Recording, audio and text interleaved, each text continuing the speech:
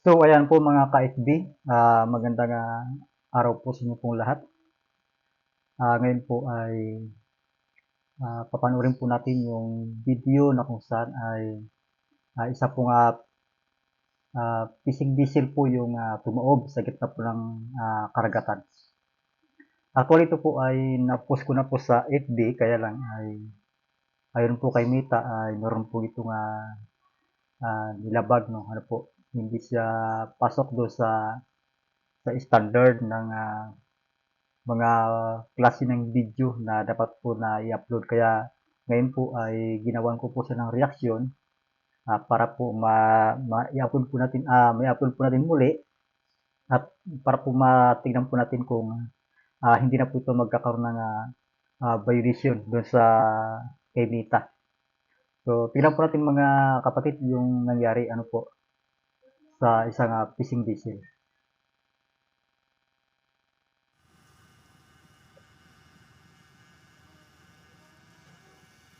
Ang dami nilang huli, oh. Grabe. Isang tinulada. Yung pinaka-purpose nito, ano po, kung bakit siya kailangan malagyan siya ng yelo para pag ito ay inipo na sa isang lalagyan ay meron na po siyang ice o kaya malamig na po para maging presko siya o maging sariwa.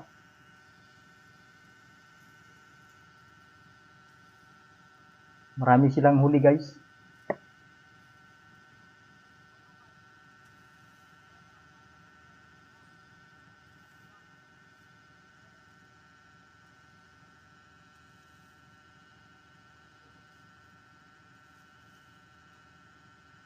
Ang tawag po yan doon sa atin ano po, dito po sa Pilipinas ay tinatawag po siya na galunggong.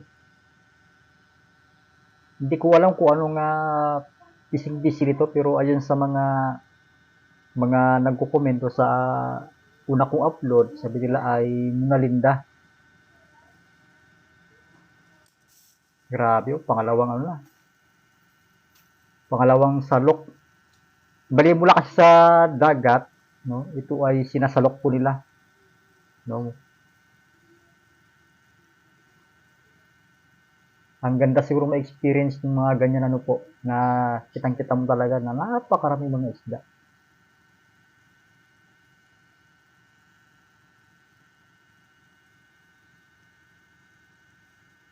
Ang daming huli, sariwang-sariwa, kung ano pa na gumagalaw pa yung mga isda. Grabe. Abangan niyo po yung part 2 kasi doon sa part 2 po ay ito kasi gabi siya, no? Gabi yung pangyayari po na ito.